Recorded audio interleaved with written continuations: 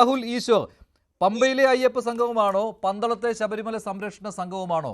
ഏതിനൊപ്പമാണ് താങ്കൾ?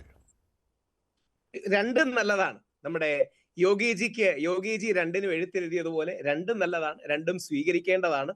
നമ്മൾ ഓർക്കേണ്ട ആദ്യത്തെ കാര്യം, അയ്യപ്പൻ ഒരു മത്സര ഐറ്റം അല്ല. ലാലേട്ടൻ പറയുന്ന പോലെ ഒരു ഗപ്പ് ഇതിന് കൊടുക്കുന്ന ഒരു ഐറ്റം ഇല്ല. അതുകൊണ്ട് അയ്യപ്പൻ എല്ലാവരുടെയാണ്. അത് BJPയുടെയും കോൺഗ്രസിന്റെയും CPM അല്ല, എല്ലാവരുടെയാണ് അയ്യപ്പൻ. അതുകൊണ്ട് ഇതൊരു കോമ്പറ്റീഷൻ ഐറ്റം അല്ല. രണ്ട്, ഇവിടെ തന്നെ നമ്മൾ ഒരു കാര്യം നോക്കുകയാണെങ്കിൽ നമ്മുടെ ഈ ചർച്ചയെ പോലും സംഭവിച്ചത് എന്താ? നമ്മുടെ ഇടതുപക്ഷത്തിലെ ഡോക്ടർ ജയരാജ് എന്ന സുഹൃത്ത് അദ്ദേഹം പറയുന്നത് ഫെയ്ത്ത് ഷോപ്പിംഗ്, ലോക്കസ് വെളിയിലാണ് കരുതുന്നവർ അമ്പലത്തിലും പള്ളിയിലും ഒക്കെ പോകും, ഞങ്ങൾ വളരെ ഫാക്ച്വൽ ആണ്, അതുകൊണ്ട് ഞങ്ങൾ അതിനൊന്നും പോവില്ല.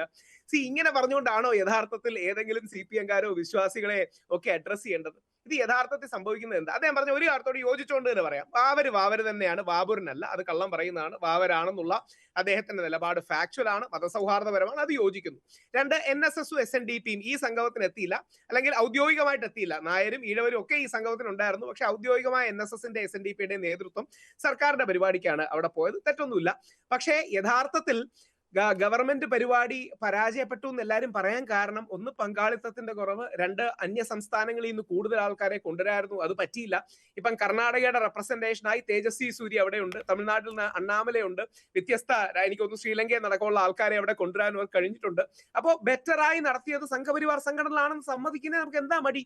അതായത് CPM അല്ലെങ്കിൽ ഗവൺമെന്റ് നടത്തിയ സംഗമത്തെക്കാൾ മെച്ചപ്പെട്ട രീതിയിൽ RSS-നും BJP-ക്കും അല്ലെങ്കിൽ ഹിന്ദു ഐക്യവേദിക്ക് അത് നടത്താൻ കഴിഞ്ഞു എന്നുള്ളത് ഒരു വസ്തുതയാണ്, ഒരു ഫാക്ട് ആണ്. രണ്ട്, നമുക്കെല്ലാം അറിയാമല്ലോ, ഈ AI-യുടെ ചിത്രം കാരണം കസേരയിൽ ആളില്ലാത്തല്ലെന്ന്. എന്താ അറിയാമോ, താഴെത്തട്ടിലുള്ള കമ്മ്യൂണിസ്റ്റുകാർ പോലും ചിരിക്കില്ലേ, സഖാക്കന്മാർ പോലും പുച്ഛിച്ച് ചിരിക്കില്ലേ ഈ AI ചിത്രങ്ങളാണ് കസേരയിൽ ആളില്ലാത്തതെന്ന് പറഞ്ഞാൽ? അപ്പോൾ വേണ്ട രീതിയിൽ, ഒരുപക്ഷെ പരിശീലനത്തിന്റെ കുറവായിരിക്കാം, പമ്പയുടെ ഡിസ്റ്റൻസ് ആയിരിക്കാം, ശനിയാഴ്ച, ഒരുപാട് കാരണങ്ങൾ കാണാം. അപ്പോ വേണ്ട രീതിയിൽ അത് നടത്തി വിജയിപ്പിക്കാൻ തിരുവിതാംകൂർ ദേവസ്വം ബോർഡിന് കഴിഞ്ഞില്ല എന്നുള്ളത് ഒരു വസ്തുതയാണ്. അത് സമ്മതിക്കുന്നതിന് യാതൊരു തെറ്റും കാണിക്കണ്ട. അല്ല, ഓൺലൈനിൽ രജിസ്റ്റർ ചെയ്തവർ എന്തുകൊണ്ട് വന്നില്ല? അതിലൊരു ദുരൂഹതയുള്ള കാര്യമാണല്ലോ. താല്പര്യത്തോടു കൂടിയാണല്ലോ രജിസ്റ്റർ ചെയ്തത്. അതും ഒരു മത്സരമായിരുന്നു. ആദ്യം രജിസ്റ്റർ ചെയ്യുന്ന 3000 പേർക്ക് അവസരം എന്ന രീതിയിലായിരുന്നു. കേരളത്തിൽ നിന്ന് 800, ആന്ധ്ര തെലുങ്കാന 850, തമിഴ്നാട് 800, അതുപോലെ കർണാടകം ഏതാണ്ട് 750 പേരോ അങ്ങനെ. പിന്നെ വിദേശ രാജ്യങ്ങളിൽ നിന്ന് തെരഞ്ഞെടുക്കപ്പെട്ട 250, ഇങ്ങനെ ആകെ കൂടി ഒരു 3250 ആണ്. അങ്ങനെ രജിസ്റ്റർ ചെയ്തവർ എന്തുകൊണ്ട് വന്നില്ല? അതൊരു ദുരൂഹമായ കാര്യമാണല്ലോ. അത് താല്പര്യത്തോടു കൂടിയാണല്ലോ രജിസ്റ്റർ ചെയ്യുന്നത്. CPM-കാരെ കുറ്റം പറയാതെ ഒരു കാര്യം ഞാൻ പറയാം, അവർക്ക് ഈ ഭക്തിയായിട്ടൊക്കെ ഉള്ള ഇടപെടൽ വളരെ കുറവാണല്ലോ. അവർക്ക് ഇതൊക്കെ സംഘടിപ്പിച്ചുള്ള ശീലവും വിശ്വാസവും കാര്യങ്ങളും ഒക്കെ പലപ്പോഴും കുറവാണ്. അതുകൊണ്ടായിരിക്കില്ലേ പ്രശാന്ത്ജി, പഴയ കോൺഗ്രസ്സുകാരനാണെങ്കിൽ പോലും സ്വാമിയെ ശരണോ അയ്യപ്പ എന്ന് മുഷ്ടി ചുരുട്ടി വിളിക്കുന്നത്. അപ്പോൾ ഇത് നന്നായി തന്നെ RSS-ഉം സംഘപരിവാറും നടത്തി, അതിനുള്ള ക്രെഡിറ്റ് അവർക്കാണ്, ഇന്നത്തെ കയ്യടി അവർക്കാണ്. അത് നിങ്ങൾ സ്കോറായിട്ട് കൂട്ടരുത്, കൂട്ടുകയാണെങ്കിൽ 1-0 RSS-ഉം BJP-യും മുന്നിൽ നിൽക്കുന്നു എന്നുള്ളതാണ്. പക്ഷേ സാധാരണ ഒരു വിശ്വാസിക്ക് ഇതൊരു കോമ്പറ്റീഷൻ ഐറ്റം അല്ല. അണ്ണാമലെ വളരെ കാര്യമായിട്ട് 2-3 കാര്യങ്ങൾ പറഞ്ഞു. അണ്ണാമലെ വളരെ കാര്യമായിട്ട് പറഞ്ഞ കാര്യങ്ങൾ ഒന്നെന്ന് പറഞ്ഞാൽ, സനാതന ധർമ്മം ഡെങ്കു, മലേറിയ, എയ്ഡ്സ് ആണ് ഇറാഡിക്കേറ്റ് ചെയ്യപ്പെടേണ്ടതാണ്, അതായത് എതിർക്കപ്പെടേണ്ടതല്ല, നിർമാർജനം ചെയ്യപ്പെടേണ്ടത് എന്ന് പറഞ്ഞ നമ്മുടെ ഉദയനിധി സ്റ്റാലിൻ അടക്കമുള്ളവരെ കോട്ട് ചെയ്ത് പറഞ്ഞു. അപ്പോ വിശ്വാസികളെ വിശ്വാസത്തിന്റെ സെൻസിറ്റിവിറ്റിയും ബഹുമാനവും വെച്ച് വരണ്ടേ? ഇവിടെ നിന്ന് ജയരാജി പോലും ആലോചിച്ച് നോക്കൂ, ഫെയ്ത്ത് ഷോപ്പിംഗ് എന്ന വാക്കൊക്കെയാണ് ഉപയോഗിക്കുന്നത്. ഞങ്ങളിത് ഞങ്ങളുടെ ജീവിതത്തിന്റെ പുണ്യമായി കൊണ്ടുപോകുന്ന തീർത്ഥാടനമാണ്. അത് അമ്പലമാണെങ്കിലും പള്ളിയാണെങ്കിലും ഒക്കെ. ശബരിമലയിൽ പോകുന്ന വഴി മുഖ്യമന്ത്രി ശരിയായി പറഞ്ഞതുപോലെ അർത്തുങ്കൽ വെളുത്തയുടെ ക്രിസ്ത്യൻ പള്ളിയിലും ബാബര് പള്ളിയിലും കയറുന്നത് ഫെയ്ത്ത് ഷോപ്പിംഗ് അല്ല, നമ്മുടെ സംസ്കാരത്തിന്റെയും ട്രഡീഷന്റെയും അയ്യപ്പൻ ഉണ്ടാക്കി വെച്ചൊരു മതസൗഹാർദ്ദ പാരമ്പര്യം പിന്തുടരാനാണ്. അപ്പം വിശ്വാസത്തോട് അടിസ്ഥാനപരമായ ബഹുമാനവും റെസ്പെക്റ്റും ഇല്ലാതെ ഇലക്ഷൻ വർഷത്തിൽ നഷ്ടപ്പെട്ട ഈഴവ നായർ വോട്ടുകൾ തിരിച്ചുപിടിക്കാൻ, പ്രമുഖമായ ഈഴവ അതോടൊപ്പം കുറെ നായർ വോട്ടുകൾ തിരിച്ചുപിടിക്കാനാണ് CPM ഇത് ചെയ്യുന്നതെന്ന് ആരെങ്കിലും വിമർശിച്ച് അവരെ കുറ്റം എങ്ങനെ പറയാൻ കഴിയും?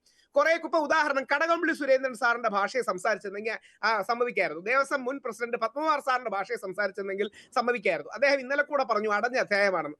അദ്ദേഹത്തിന്റെ പാർട്ടിയിലെ മുതിർന്ന നേതാവായ MV ഗോവിന്ദൻ മാസ്റ്റർ ഇത് കഴിഞ്ഞ അധ്യായം എന്ന് പറഞ്ഞതിനെ തിരുത്തി കടകംപള്ളി സാർ പറയുകയുണ്ടായി, അടഞ്ഞ അധ്യായമാണ്. അങ്ങനെ പോസിറ്റീവായ കാര്യം. ഇന്ന് ശശികല ടീച്ചർ വേറൊരർത്ഥത്തിൽ അത് കോട്ട് ചെയ്തിട്ടുണ്ട്, ഇത് അടഞ്ഞ അധ്യായമാക്കാൻ നമുക്ക് നോക്കണോ? അപ്പം വിശ്വാസികളോട് ഞാൻ സന്ദീപിനോട് ചോദിച്ചു അതാണ്. സന്ദീപ്, യുവതീ പ്രവേശന വിഷയത്തിൽ സർക്കാരിനെ കൊണ്ട് ഒരു നിലപാട് പറയിപ്പിച്ചേ അടങ്ങൂ എന്നുള്ള ഒരു വാശി കൂടി ഇതിനില്ലേ? ഇപ്പോൾ ഈ ശബരിമല സംരക്ഷണ സംഗമം നടത്തുമ്പോൾ പമ്പയിൽ സൗകര്യപൂർവ്വം ഇക്കാര്യങ്ങളൊക്കെ വിസ്മരിച്ചു. അയ്യപ്പ സംഗമം നടത്തുവാൻ തീരുമാനിച്ചതിന് ശേഷം മിണ്ടിയിട്ടില്ല ഇതിനെക്കുറിച്ച്. തിരുവിതാംകൂർ ദേവസ്വം ബോർഡ് പ്രസിഡന്റ് മാത്രം സത്യവാങ്മൂലം തിരുത്തുവാൻ നിയമോപദേശം തേടിയിട്ടുണ്ട് എന്ന് പറഞ്ഞു. അദ്ദേഹത്തിന് പിന്നെ വാതുവെക്കാൻ കഴിഞ്ഞിട്ടില്ല. അപ്പോൾ ആ ഒരു വാശി നിങ്ങൾക്കില്ലേ? അത് പ്രതിഫലിക്കുന്ന ഒന്നുകൂടിയായിരുന്നുവല്ലോ പന്തളത്തെ ഈ സംഗമം.